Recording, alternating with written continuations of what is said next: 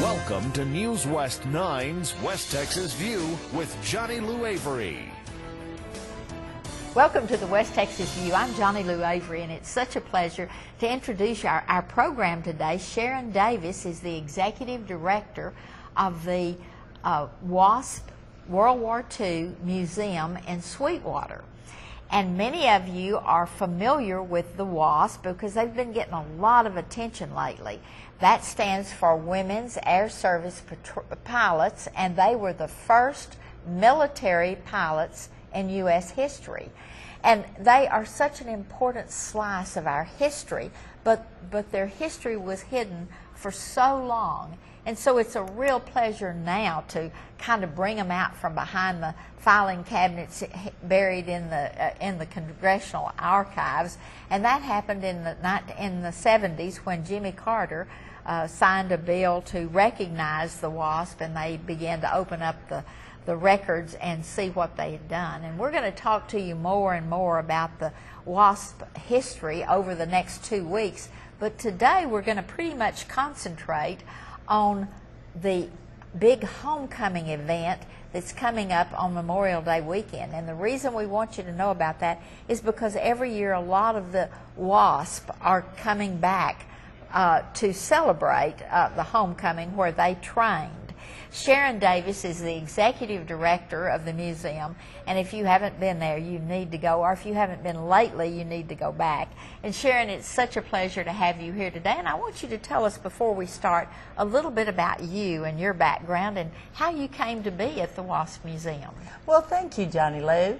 I am actually from the small town of Roby, Texas, but I lived in Sweetwater for 20 years. And I was an educator. I happen to have taught high school history most of the years that I taught school. I also was a girls' basketball and track coach. But during those years that I lived there and taught in the public schools, I learned about the WASP, actually assisted with a couple of homecoming events, and just admired them so much. So this position as Executive Director of the National WASP World War II Museum at Avenger Field is just an exceptionally nice job for me. I'm really enjoying telling the WASP story and reaching out to people really all over the world that have an interest in these women that were the first American women to ever fly military planes.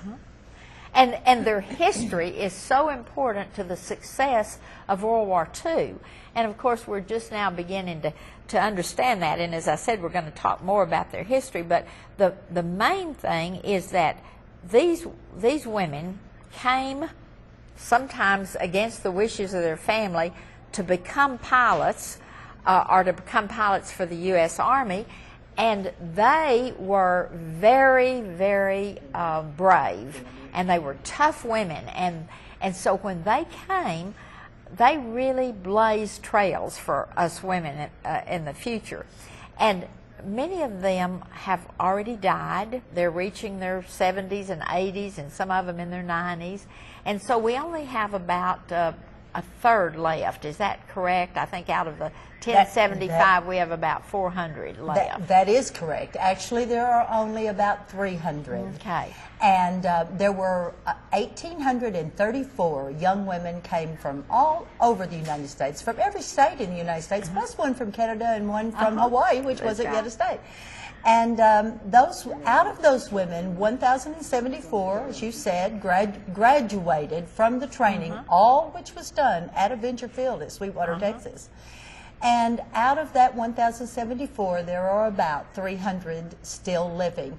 Almost 175 of those women are still able to travel and go.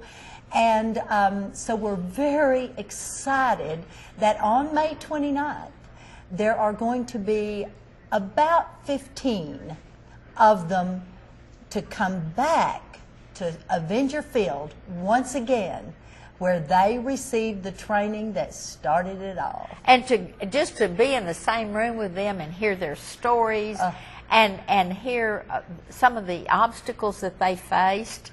And because most of them had male instructors who really didn't want those women to be in the Air Force. So they had to be pretty tough cookies. And the interesting thing about it is they love coming home. They love coming back to Avenger Field. And they live all over the world. And that is the most successful group of women. After they left their service, they didn't even get their way paid home. They had to figure out a way to get home. They didn't get any kind of severance benefits, but they were all people who knew how to be successful. That is true. And they have gone out and done some amazing things. Many of them have written books about their experience. There's been some movies made about their experience, and so it's just been great. But let's talk. Let's give the dates and the times and all the events that are going to go around there. Yes. I'd like to talk about the event. Every Memorial Day for the last this will be the 5th year that we've had homecoming on Memorial Day weekend. We have it on the Saturday before Memorial Day Monday. And this year we've added some events to what we've done in the past. This year it's going to kick off at 8 o'clock in the morning with a fly-in. The fly-in will begin at 8 a.m. And there will be vintage planes and modern small planes coming into Avenger Field. Among those will be the EAA Young Eagles program. And those fine people provide free flights for youngsters between the age of 8 and 17 years old. That is marvelous. Isn't that wonderful? So we want to invite families to come out and bring your children between 8 and 17 years old. Parents will have to be with them. One of the parents will have to be with them for them to take the free flight. But that's just going to be a wonderful part of the event. And then at 10 o'clock, from 10 o'clock until 11 o'clock, we're going to have an all-woman fly-in.